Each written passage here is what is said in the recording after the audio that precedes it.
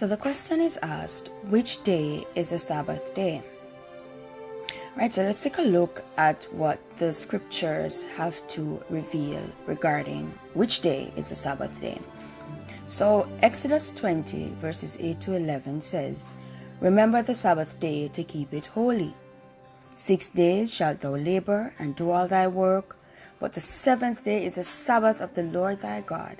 In it thou shalt not do any work, thou nor thy son, nor thy daughter, thy manservant, nor thy maidservant, nor thy cattle, nor thy stranger that is within thy gates.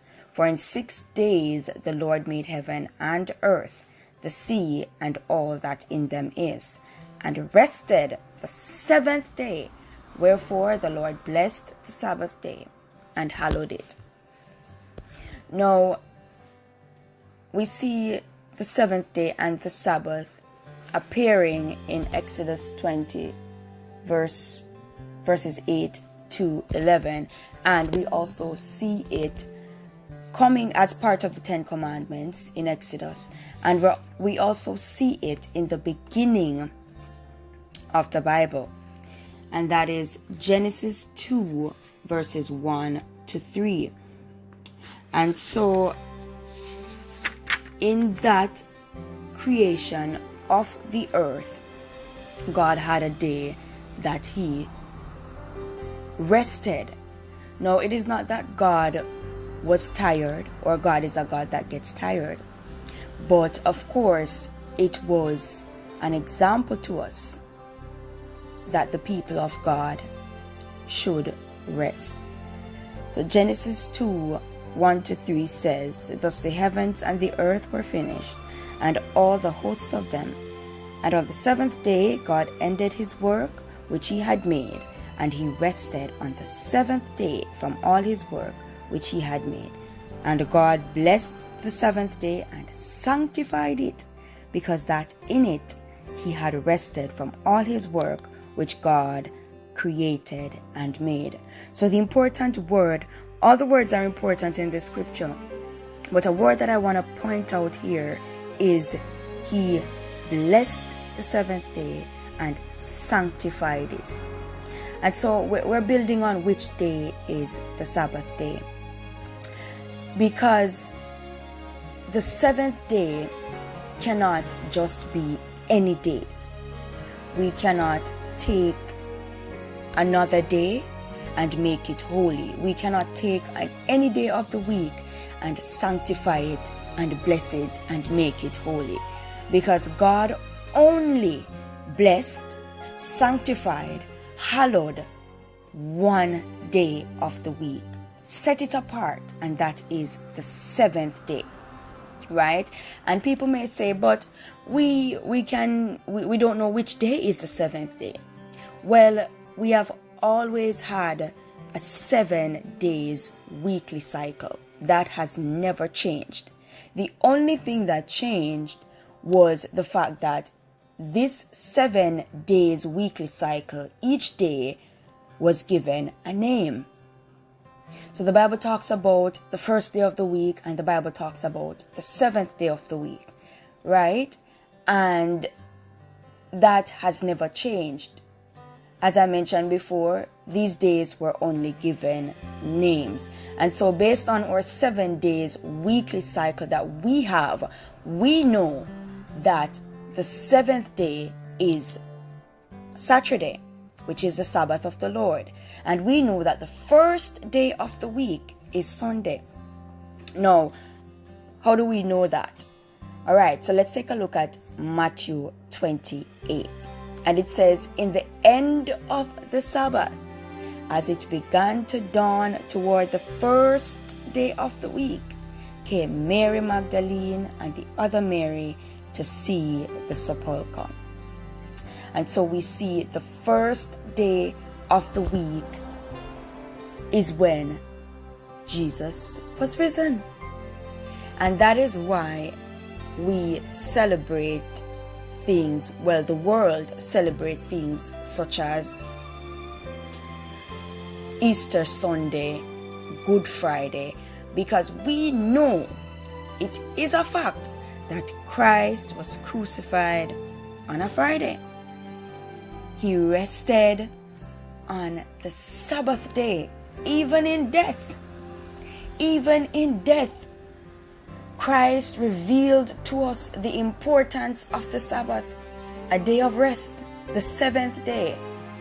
And so Christ rested even in death. And on the first day of the week, the Sunday, he rose again and revealed himself.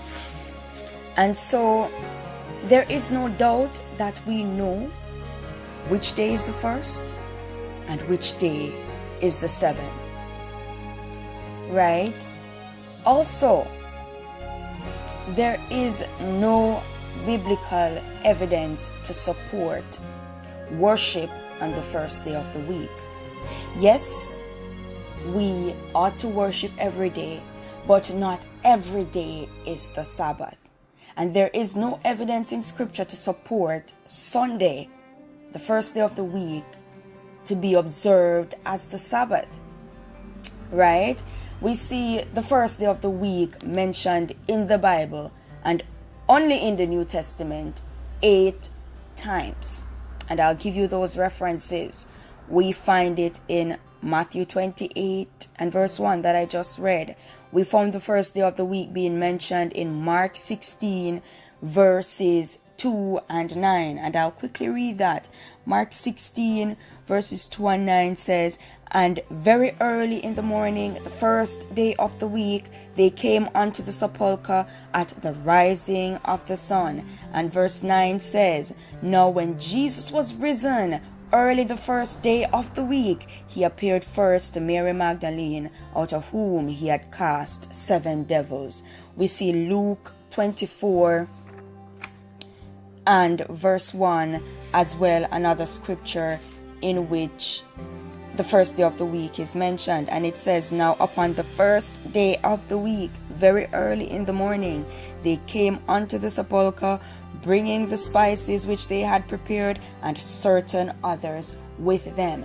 Now, if the first day of the week was a day of worship, how is it that these scriptures that we're reading now, we didn't find the people of old being in church on that day? But I guarantee you, they would have been resting and observing the Sabbath the day before. Right? But we don't see any evidence of any resting or any worship taking place. Another scripture, Luke 24 verse 1 that I just read, John 20 verse 1 and verse 19, Acts 20 and verse 7, and 1 Corinthians 16 and verse 2. In Acts 20 and verse 7, we saw a gathering by the apostles, by the disciples. So we'll see that actually. "And upon the first day of the week, when the disciples came together to break bread, Paul preached unto them, ready to depart on the morrow, and continued his speech until midnight." And so we see a gathering taking place here to break bread, not to worship. The gathering was to break bread because they have somewhere to go tomorrow. And in gathering, of course, as people of God, they worshipped. No, this is in no way saying that Sunday was ever changed to a day of worship. We have no scriptural evidence of that. That Sunday was ever sanctified, that Sunday was ever blessed, that the first day of the week was ever changed by Jesus or any of the disciples, any of the people in the Bible. It was never changed. The Sabbath of the Lord still remains. The seventh day of the week was the only day that the Lord blessed and hallowed, called it holy. God sanctified this day, and that has never changed. And we know which day is the first. We know which day is the last. And so therefore, there remains still a rest for the people of God, instituted by God at creation. He rested on the seventh day as an example to us. Jesus kept the Sabbath. The disciples kept the seventh day holy. The people of old kept the seventh day holy. and so should we, because we have no excuse in knowing which day is the first day of the week and which day is the seventh. God bless you.